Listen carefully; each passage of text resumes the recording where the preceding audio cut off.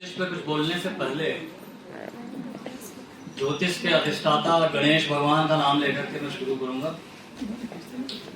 ओम गणानां त्वा गणपतिगुं हवामहे कविं कवीनामुपमश्रवस्तमम् ज्येष्ठराजं ब्रह्मणां ब्रह्मणस्पद आनशृण्वन्नोतिभिस्सीदसादनम्। ओम महागणाधिपतये नमः। और मेरे परम पूज्य गुरु स्वामी विवेकानंद, इनकी कल पुण्यतिथि थी स्वामी जी की, तो मैं स्वामी विवेकानंद का ध्यान करूंगा। आज मैं जो कुछ भी हूँ उन्हीं की कृपा से हूँ। विश्वाचार्य जगद्वंधम विवेकानंद रूपिणम वीरेश्वरात् समुत्पन्नम सप्तर्षि मंडलागताम् ध्यायेद्वेदं ज्योतिपुञ्जं लोककल्याणकारिणं श्रीमद्विवेकानंद गुरुवे नमः। जैसा कि वीर नर्मद यूनिवर्सिटी का ध्येय वाक्य है, सत्यम ज्ञानम अनंतम ब्रह्म। ये तैत्तिरीय उपनिषद से लिया गया है। सत्यम ज्ञानम अनंतम ब्रह्म। जो ब्रह्म है, ज्योतिष ब्रह्म विद्या है। ब्रह्म का मतलब वैदिक कॉन्टेक्स्ट के अंदर प्रकाश से है। प्रकाश का जो अल्टीमेट सोर्स है वो ब्रह्म, उसे ब्रह्म कहते हैं। अगर हम भारतीय ज्योतिष को पाश्चात्य से कंपेयर करें, जो वेस्टर्न एस्ट्रोलॉजी है, वहां पे वो एक शब्द यूज करते हैं एस्ट्रोलॉजी। एस्ट्रोलॉजी कॉम्बिनेशन है दो शब्दों का, एस्ट्रल एंड लॉजिक। और दूसरी तरफ अगर हम वैदिक ज्योतिष को देखें तो वैदिक ज्योतिष के अंदर जो शब्द है वो है ज्योतिष। ज्योतिष जो शब्द बना है वो ज्योति से बना है। तो यहाँ पर जो मान्यता है ज्योतिष की, ज्योतिष प्रकाश का विज्ञान है, ज्योतिष प्रकाश की यात्रा है। जो भारतीय दर्शन का जो मूल सिद्धांत है उसके अंदर भगवान से भी बड़ी चीज जो है मुक्ति है। मोक्ष किस चीज से मुक्ति? भय से मुक्ति। अगर कोई व्यक्ति अंधकार में है तो प्रकाश ही एक ऐसी व्यवस्था है जो व्यक्ति को भय से मुक्त कर सकता है। तो ज्योतिष वो विद्या है जो किसी भी व्यक्ति के जीवन में प्रकाश को ला करके उसको भय से मुक्त करती है। एक सेंस ऑफ डायरेक्शन आता है ज्योतिष से। If you are groping in darkness, then ज्योतिष has ability to show you some light and direction in your life. तो जैसा कि आज का विषय है कि साइंटिफिक एनालिसिस ऑफ ज्योतिष शास्त्र, तो यहाँ पे दो चीजें हैं, साइंटिफिक एनालिसिस और दूसरी तरफ है ज्योतिष शास्त्र। ज्योतिष शास्त्र से पता चलता है कि ये भारतीय दर्शन की बात है या वैदिक बात कर रहे हैं, और दूसरी तरफ साइंटिफिक एनालिसिस। हमारे देश की सबसे बड़ी विडंबना यह है कि हम अपने विज्ञान को तभी अथॉन्टिक मानते हैं जब उसे पाश्चात्य अप्रूवल देता है। विदेशी लोग जब अप्रूवल देते हैं तब हम कहते हैं कि हाँ ये विज्ञान। तो मैं यहाँ पे कुछ ज्योतिष को स्थापित करने के लिए, जैसा विषय है कि साइंटिफिक एनालिसिस, तो मैं कुछ पाश्चात्य जो वैज्ञानिक हैं जिन्होंने ज्योतिष को स्थापित करने के लिए कुछ रिसर्च किए, कुछ अनुसंधान किए, उनका थोड़ा सा विवरण दूंगा। कुछ वेस्टर्न जो साइंटिस्ट हैं उनका क्या नजरिया था, और फिर हम उसके बाद वैदिक ज्योतिष की बात करेंगे। तो यहाँ पे कुछ 4 या 5 लोगों का मैं उदाहरण दूंगा जिन्होंने ज्योतिष के ऊपर कुछ रिसर्च करी वेस्ट में। तो उनमें सबसे बड़ा नाम है, एक रूसी वैज्ञानिक थे चेज़ेवेस्की। उन्होंने जो शोध किया ज्योतिष को, उसके बारे में थोड़ा सा बताऊंगा। फिर करीब आज से 500 साल पहले एक वेस्ट में वैज्ञानिक थे, मनोचिकित्सक भी थे, पैरासिलिस, उनका एग्जाम्पल दूंगा। पाइथागोरस के बारे में सबने सुना है। फिर ये कुछ 4-5 एग्जाम्पल देखे, और जो एक बहुत बड़े मनोवैज्ञानिक हुए हैं पीछे मॉडर्न टाइम्स के अंदर, सीजी जुंग। सीजी जुंग ने यह कहा था कि 300 साल तक विश्वविद्यालयों के द्वार ज्योतिष के लिए बंद रहे। आने वाले 30 सालों में ज्योतिष विश्वविद्यालयों के द्वार को तोड़कर उसमें अपना स्थान स्थापित करेगा। ये सीजी जुंग ने कहा है, जो वेस्टर्न विचारक है। तो जैसा कि हम देख रहे हैं कि आज की डेट में यूनिवर्सिटी के अंदर, विश्वविद्यालय में लोग ज्योतिष पढ़ रहे हैं, सीख रहे हैं। ज्योतिष तो पहुंच चुका है विश्वविद्यालय में। अगर देखा जाए तो धरती पर जितने भी विज्ञान हैं उसमें ज्योतिष से प्राचीन कुछ भी नहीं। मानव जाति का जो हजारों साल का इतिहास है उसमें ज्योतिष एक ऐसी चीज है जो किसी भी कालखंड में ऐसा नहीं था कि ज्योतिष विद्यमान नहीं थी।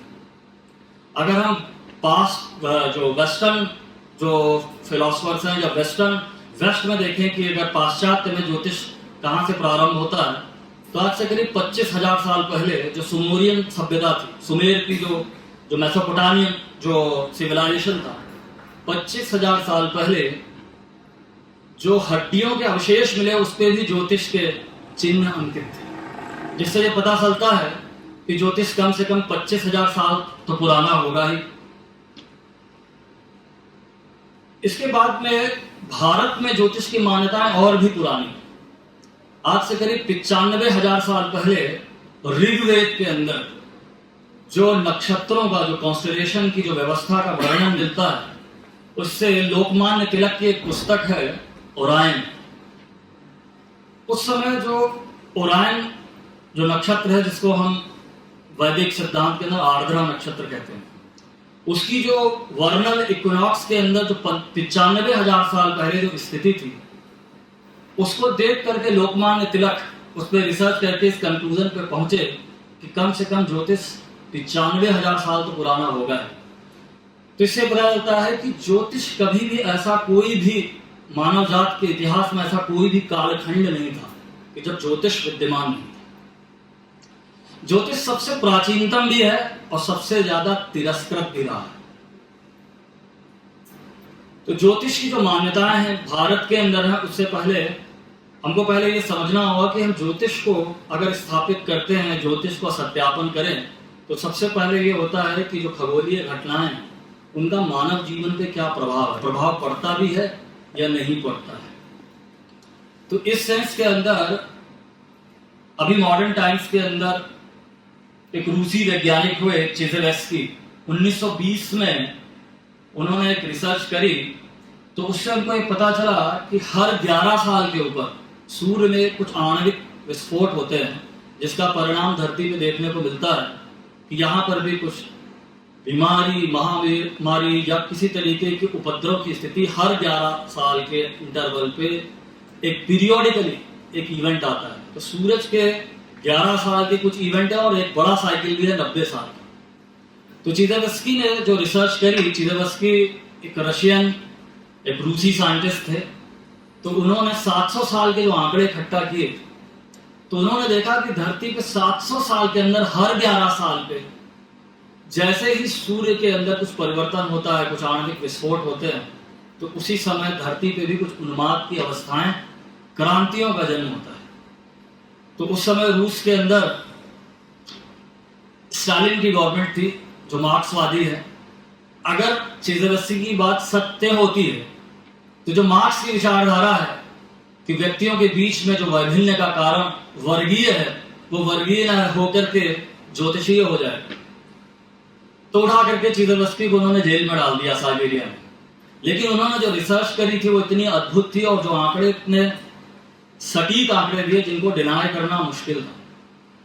तो जो जब 11 साल के इंटरवल पे जो सोलर जो एक्सप्लोजन, जो आणविक विस्फोट होते हैं, जो उसका प्रभाव धरती पे भी आता है, तो इससे ये सिद्ध होता है कि कोई भी घटना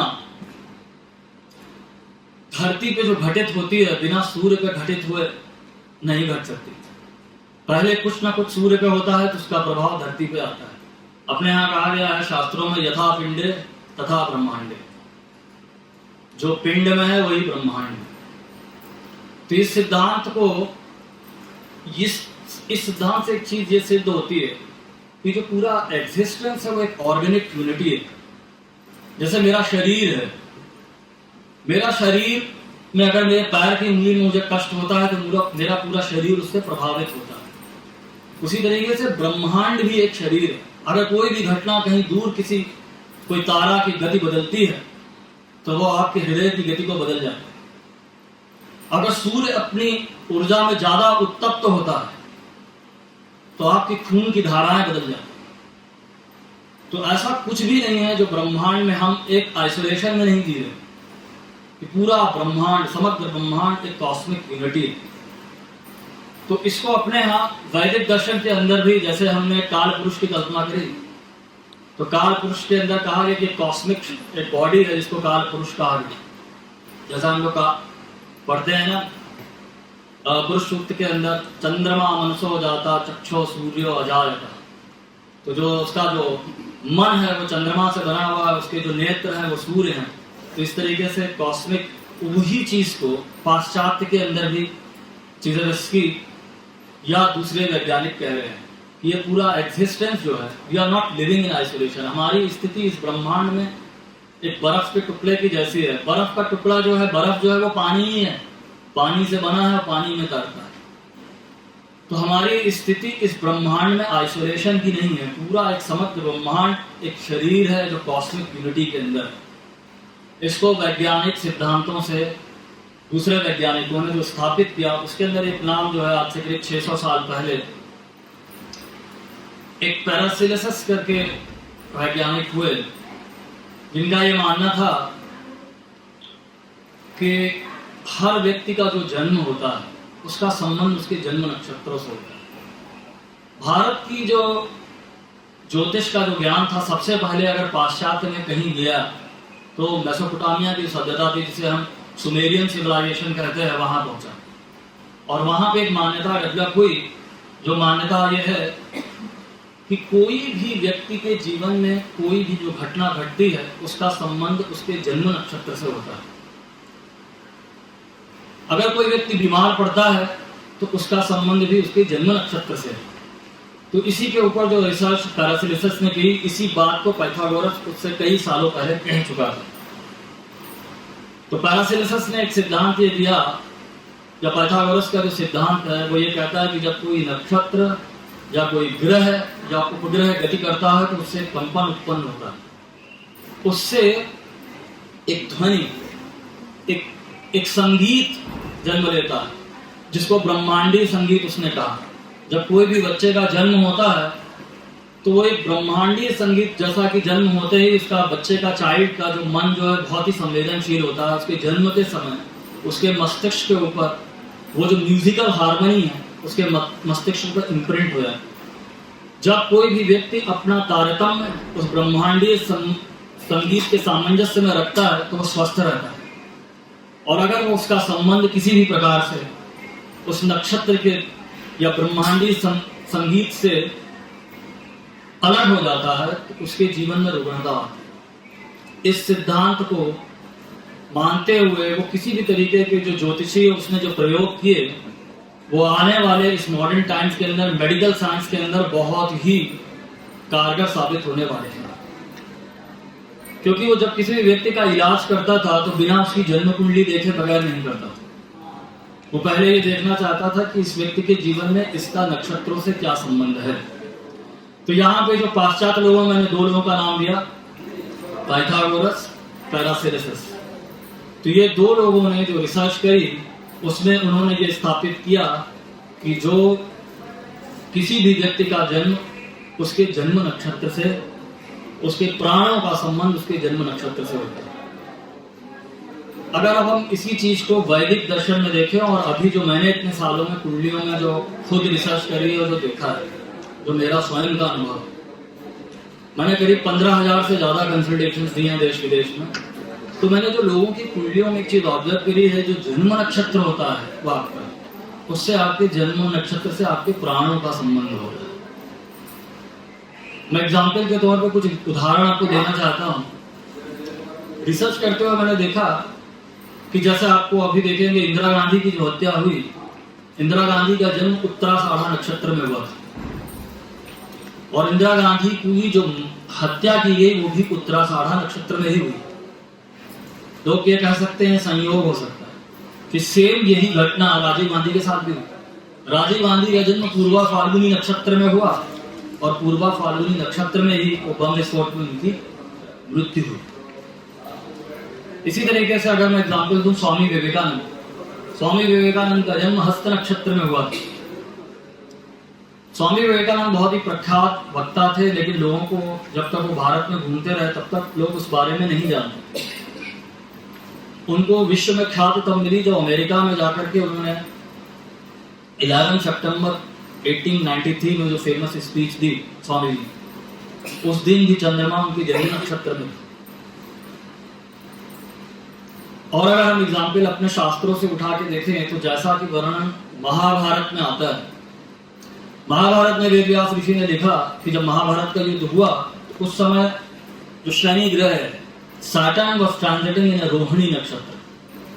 तो सबको पता है कि हमारे यहाँ 2 बड़े अवतार हुए हैं, राम और कृष्ण। राम भगवान का जन्म पुनर्वसु नक्षत्र में हुआ और कृष्ण भगवान का जन्म रोहिणी में। तो इसे पता चलता है कि जब महाभारत का युद्ध हुआ तो जब कृष्ण भगवान ने अपने आप को पूर्णतः अभिव्यक्त किया गीता के माध्यम से, जो उपदेश किया भगवान ने, तो उस समय भगवान कृष्ण के ऊपर भी शनि की 7.5 चल रही थी। चंद्रमा उनके जन्म नक्षत्र से गोचर कर रहा। उसी तरीके से जिस भी व्यक्ति का जिस भी जन्म नक्षत्र में जन्म हुआ है, जब शनि उस पर से गुजरता है तो उस समय उसके व्यक्तित्व के अंदर बड़े ट्रांसफॉर्मेशन होते हैं। बहुत सारी अभिव्यक्ति होती है, बहुत कुछ अच्छा भी होता है, बहुत कुछ खराब भी होता है। ये सारे आंकड़े इंटरनेट पे अवेलेबल हैं, आप इनको देख सकते हैं कि जन्म नक्षत्र से जब शनि गुजरता है, इसे भी रिसर्च की बात है। ये सारा स्टैटिस्टिकल डेटा जो है इंटरनेट पे अवेलेबल है, कोई भी व्यक्ति इसको एक्सेस कर सकता है। तो इससे ये पता चलता है कि चाहे कोई अवतार हो, चाहे कोई साधारण मनुष्य हो, आपका जो जन्म नक्षत्र है उसके अंदर ही आपके प्राणों का संचार है सारा। अगर आपका उस नक्षत्र से संबंध हटेगा तो आपके जीवन में असुविधा आ सकती है। और इसको अगर आप अपने जीवन के पिछले जितने भी साल का आपका जीवन है उठा करके देखेंगे, जब जब उस जगह से, जिस जन्म नक्षत्र से आपका जन्म हुआ, जब कोई ग्रह गुजरता है तो आपके जीवन में कुछ विचित्र घटनाएं घटती हैं, पर आपको पता नहीं है, अनकॉन्शियसली सब हो रहा है, ठीक है। बट ये जैसे अवेयरनेस की बात, तो जिन सिद्धांतों को, जैसा मैंने कहा चीजेवस्की का एग्जाम्पल दिया, उसने 11 साल के सोलर साइकिल्स की बात करी। सीजे जून का भी सबसे बड़ा सिद्धांत यह है कि वो बात करता है आर्किटाइप्स की। जो आर्किटाइप्स बोल रहा है सीजे जून, उसको अपने यहाँ देव कहा गया, जो हर नक्षत्र का एक देव है, 27 देवता माने गए। तो उन्होंने कहा कि हर व्यक्ति का टाइप क्या है, तो उसमें एक फिक्स आइडेंटिटी है जिनको हम देवता कहते हैं। जैसे किसी व्यक्ति का स्वभाव शिव जैसा है तो वो अल्टीमेटली जब अपनी आइडियल अवस्था में पहुंचेगा तो वो शिव बन जाएगा। जैसे तुलसीदास कह गया ना कि जो भगवान को जब जान जाता है, जानत तुम्हें ही हुई है। जो ब्रह्म को जान जाता है वो ब्रह्म हो जाता है। तो जिस देव की आप उपासना करते हैं अल्टीमेटली आप वही हो जाते हैं। जैसे रामकृष्ण परमहंस के जीवन में जब अपनी भक्ति की पराकाष्ठा में जब वो पहुंचे तो उन्होंने कहा कि कहीं भी काली नहीं, काली के उपासक थे। उनका काली कहीं नहीं है, मैं स्वयं काली। तो ही बिकेम दैट। तो हर व्यक्ति के साथ में उसका एक इष्ट देवता है जो उसकी पर्सनालिटी का आर्किटाइप है। तो जो सीजे जून बोल रहा है, आर्किटाइप्स की बात कर रहा है, उसको वैदिक दर्शन में बहुत पहले ही देव की संज्ञा दी गई कि हर व्यक्ति, कोई व्यक्ति का टाइप क्या है उसी हिसाब से उसका आर्किटाइप होता है। तो जो देवता का कॉन्सेप्ट नक्षत्रों से जुड़ा हुआ है वो वैदिक सिद्धांत है। धीरे धीरे अब लोगों को ये चीजें समझ में आ रही हैं, क्योंकि पहले उस समय पे इस तरह के वैज्ञानिक उपकरण नहीं थे जिससे ये स्थापित किया जा सके कि ये जो घटनाएं हो रही हैं इनका कोई वैज्ञानिक कारण भी है या ये मात्र अंधविश्वास है। तो सबसे पहले एक तो चीजों को बोल के मैं कंक्लूड करूंगा, जो मैंने भूमिका आपको बताई। एक जो अवधारणा ये हुई, जो वैज्ञानिकों ने रिसर्च करी, उससे ये पता चलता है कि जो खगोलीय घटनाएं हैं उससे जीवन प्रभावित होता है, ये तो सिद्ध हो। अब सबसे बड़ा $1 मिलियन क्वेश्चन ये है कि अब व्यक्तिगत रूप से जीवन प्रभावित होता है।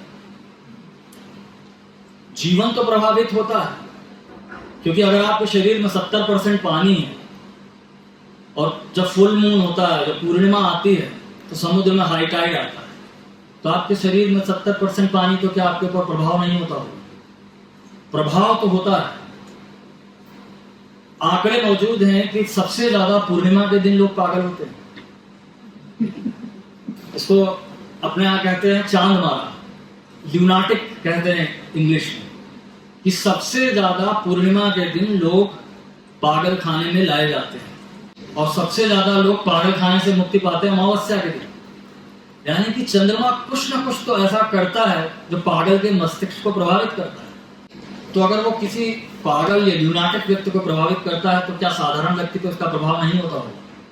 जरूर होता होगा, पर हमें पता नहीं। तो जो कॉन्सेप्ट है वैदिक दर्शन का, मैं यहाँ से थोड़ा सा बता के इसको कंक्लूड करूंगा।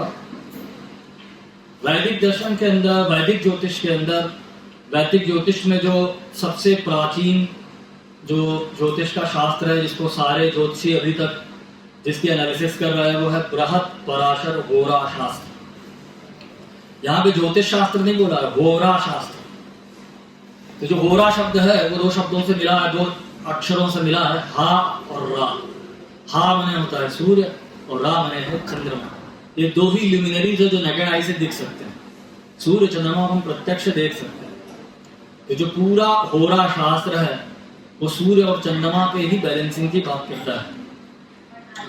तो जो 24 घंटे का दिन है उसके अगर हम दो हाफ कर दें तो 12-12 घंटे के दो हाफ होते हैं। 12 घंटे सूर्य के, 12 घंटे चंद्रमा। पर एग्जैक्टली ऐसा होता नहीं है, कभी दिन बड़ा होता है, कभी रात बड़ी होती है। पर साल में एक समय ऐसा आता है जिसको हम कहते हैं इक्विनॉक्स। जैसे अभी हमने देखा कि वर्नल इक्विनॉक्स और ऑटम इक्विनॉक्स, तो जहां पे दिन और रात का समय बराबर बराबर हो जाता है। सूर्य को अस्तित्व के अंदर मैस्कुलाइन एनर्जी से जोड़ा गया है और चंद्रमा फेमिनाइन। जब सूर्य होराइजन पे आता है तो सारे क्रीचर्स काम पे लग जाते हैं। सूर्य मीन्स एक्टिविटी, और जब चंद्रमा आता है it is a time for rest. सब लोग रेस्ट करते हैं, घर आते। तो चंद्रमा और सूर्य मैस्कुलाइन और फेमिनाइन एस्पेक्ट हैं। किसी भी व्यक्ति का अगर संसार में जन्म होगा तो उसका एक पिता होगा, उसकी एक माता होगी। सूर्य जो है वो पिता का सिद्धांत है और माता से चंद्रमा। इन दोनों की जो बैलेंसिंग है, यही वैदिक ज्योतिष के अंदर जो सिद्धांत है, होरा शास्त्र के अंदर, वही उसका मूलभूत सिद्धांत है। जब भी हम कुंडली बनाते हैं तो लग्न कुंडली, सूर्य कुंडली और चंद्र कुंडली, ये तीनों जरूर बनाते हैं। तो कुंडली के अंदर हम लोग भारतीय ज्योतिष के अंदर जो 3 एस्पेक्ट है, बॉडी, माइंड एंड सोल, शरीर, मन और आत्मन, ये 3 एस्पेक्ट की जो एनालिसिस है उससे व्यक्तिगत स्तर पे किसी व्यक्ति के जीवन में क्या प्रभाव आ सकता है इसीलिए करना है। तो एक कुंडली के अंदर लग्न राशि होती है, चंद्र राशि होती है और एक सूर्य राशि होती है। तो जो हम लोगों ने इतने साल में ज्योतिष के अंदर देखा है, तो मैं सभी लोगों को ये एक प्रश्न पूछूंगा कि जैसे लग्न को माना गया है, आपके शरीर से संबंधित माना गया, भौतिक स्तर पर आपका जीवन कैसा है, ये सब कुछ आपके शरीर से जुड़ा हुआ है। आपके संबंध कैसे हैं, आपकी उम्र कितनी हो सकती है, लॉन्जिविटी क्या है, आपका स्वास्थ्य कैसा है, आप दिखते कैसे, आपका बैंक बैलेंस कितना है। भौतिक स्तर पे जो भी स्थितियां हैं उनको लग्न राशि से देखते हैं। मानसिक स्तर पे आपकी स्थिति क्या है उसे चंद्र राशि से देखते हैं कि आप सुखी हैं, दुखी हैं, फोकस्ड हैं, डिप्रेस्ड हैं। अपने यहाँ कहा गया चंद्रमा मनुष्य हो जाता है। चंद्रमा मन का कारक है। Moon is a significator of your mind. उसी तरीके से चंद्रमा is a significator of your mother. सूर्य को आत्मा का कारक माना गया है। Sun is the significator of the soul. आत्मा से आता है आपके अंदर आत्मबल कितना है, आपके अंदर लीडरशिप क्वालिटीज क्या है और आपके धार्मिक मान्यताएं क्या है। सूर्य धर्म का कारक है, क्योंकि जो कुछ भी धर्म आप प्रैक्टिस करते हैं वो आपको आपके पिता से ही मिलता है। तो ये तीनों चीजों से एक व्यक्ति के पूरे व्यक्तिगत जीवन की आप एनालिसिस कर सकते हैं और उसके व्यक्तिगत जीवन की घटनाओं को भी देख सकते हैं। इसमें बहुत सारा ज्ञान है, लेकिन शॉर्ट में इतना समझ जाइए। अगर मैं आप लोगों से कहूं कि आपके पास शरीर है, मन है और आत्मन है, उसमें से आपको एक ही चीज चुननी हो, शरीर, मन और आत्मा से, आप किसको चुनेंगे? आपके पास शरीर है, मन है और आत्मा है। आपने कहा आत्मन। आपके हिसाब से क्या होना चाहिए? सबसे महत्वपूर्ण चीज ये शरीर है। सबसे पहले फर्स्ट थिंग फर्स्ट। हम लोग यहाँ आए, सब कुछ जो कर रहे हैं सब ये शरीर है, ठीक है। क्यों ऐसा है? क्योंकि आप पैसा कमाओगे, मकान खरीदोगे तो उसका उपभोग कौन करेगा? ये शरीर। आपने गाड़ी खरीदी, किसको लाभ होगा? शरीर। आपने शादी करी, विवाह किया, संबंध बनाए, किसको लाभ होगा? शरीर को। शरीर खत्म, कहानी खत्म। Body goes, everything goes. ठीक है, फिर आपको कुंडली भी दिखाने की जरूरत नहीं है। ठीक है, तो सबसे महत्वपूर्ण क्या है? ये शरीर। मैं ये नहीं कह रहा हूं कि मन नहीं है और आत्मा नहीं है, पर अभी मैं आपको देख रहा हूं, आप मुझे देख रहे हैं, आप मेरा मन नहीं देख सकते हो, ना मेरी आत्मा को देख सकते हो। Only thing which is visible and tangible, that is this body. Body goes, everything goes. तो सबसे महत्वपूर्ण चीज ज्योतिष के अंदर आपकी लग्न राशि है, इससे पता चलता है कि भौतिक स्तर पर स्थिति क्या है। तो ज्योतिष का जो सिद्धांत है उसके अंदर जन्म का जो समय है उससे आपकी लग्न डिसाइड होती है। तो भारतीय ज्योतिष के अंदर जन्म का समय सबसे महत्वपूर्ण है, जिसको पाश्चात्य लोग भी कह रहे हैं। जिस मोमेंट में आपका जन्म हुआ उस समय पूरा अस्तित्व किस स्थिति में था, वो जो मोमेंट है वो हर व्यक्ति के लिए यूनिक है और वो पूरी जिंदगी आपको प्रभावित करता है। तो ज्योतिष से जो हमको अल्टीमेट जो आध्यात्मिक ज्ञान मिलता है, जो हमको चीजें सीखने को मिलती हैं, जैन धर्म के अंदर एक वर्ड यूज होता है तथाता। तथाता मतलब होता है जो फिक्स है, जिसको चेंज नहीं किया जा सकता। जो फिक्स है, जिसमें हम कोई परिवर्तन नहीं कर सकते हैं, उससे व्यर्थ का संघर्ष नहीं करना, ज्योतिष ये बताते हैं। और जो कर सकते हैं, दो तरीके के कर्म है ना, एक प्रारब्ध है, संचित है, फिर क्रियमाण है। क्रियमाण ही हमारे हाथ में है, प्रारब्ध और संचित तो हम कर चुके हैं। तो जो फिक्स है उससे व्यर्थ का संघर्ष नहीं, और जो करना है, जो प्रिस्क्राइब ड्यूटीज है, जो हमारा धर्म है। क्योंकि प्रॉब्लम क्या है इस देश में आजकल, क्योंकि हमारे देश में मस्तिष्क के अंदर पाश्चात्य विचारधारा इतनी भर गई है कि हम धर्म का मतलब समझते हैं religion. Religion has nothing to do with dharma. Dharma means your intrinsic nature. तो जो आपका मूलभूत स्वभाव है ज्योतिष के अंदर, वो आपका लग्न, पंचम और नवम, first house, fifth house and ninth house, जो फिक्स है, जिसे कोई चेंज नहीं कर सकता है, उससे व्यर्थ का संघर्ष नहीं। और जो हम कर सकते हैं, और वो प्रिस्क्राइब कर्म क्या है, जैसे गीता में भगवान कृष्ण ने कहा अर्जुन से कि शास्त्र विहित कर्म करो, तो वो शास्त्र विहित कर्म क्या है? तो प्रिस्क्राइब ड्यूटीज है। तो मैं हमेशा गीता का एक श्लोक बोलता हूँ जो मेरा बड़ा फेवरेट है, जो ज्योतिष से जुड़ता है। भगवान ने अर्जुन से कहा, कर्मणो यदि बोधव्यम बोधव्यम च विकर्मणः अकर्मणश्च बोधव्यम गहना अकर्मणो विद्धि। उन्होंने कहा तीन चीजों को जानो कि कर्म क्या है, विकर्म क्या है और अकर्म क्या है। Karma means what you are suppose to do, जो तुम्हें करना है। तो तुम्हारा शास्त्र विहित कर्म क्या है, शुड नो। विकर्म क्या है, जो तुम्हें नहीं करना है, जो निषिद्ध कर्म है। और तीसरी चीज यह है कि कुछ करते ही नहीं, या कर्मण्य होकर पड़े हुए, जिसको भगवान कहते हैं ना दीर्घ सूत्री। प्लानिंग बड़ी बड़ी करते हैं पर करते कुछ नहीं। तो ज्योतिष भाग्य का विज्ञान नहीं है, ज्योतिष कर्म का विज्ञान है। और ज्योतिष में जो कर्म का अधिष्ठाता है वो शनि। हर व्यक्ति शनि से बड़ा भयत्रस्त रहता है। शनि के मंदिर बन गए, पूजा हो रही है, जहाँ की वैदिक दर्शन में कहीं भी शनि पूजा का कोई विधान नहीं, फिर भी इतने सारे मंदिर हैं। क्योंकि ज्योतिष के नाम पर फियर मॉन्गरिंग, लोगों को डराया जाता है। जबकि देखिए कैसे कंट्राडिक्टरी बात है कि ज्योतिष विज्ञान है प्रकाश का, पर उससे फियर मॉन्गरिंग होती है। फियर मॉन्गरिंग कब होती है? डरता आदमी क्यों है जब आप अंधकार में होते हैं। पर ज्योतिष तो शब्द है प्रकाश, जिसका मतलब जो व्यक्ति आपको भयग्रस्त कर रहा है ज्योतिष के नाम पे, वो आदमी कुछ ना कुछ तो गड़बड़ कर रहा है। तो ज्योतिषी वो व्यक्ति है जो आपके जीवन में प्रकाश को ला सकता है। और जब प्रकाश होता है, जैसे मैं हमेशा एक एग्जाम्पल देता हूं कि अगर आपको रात में 2 बजे मैं कहूं कि आपको शमशान घाट में जाना है, तो आप डर जाओगे।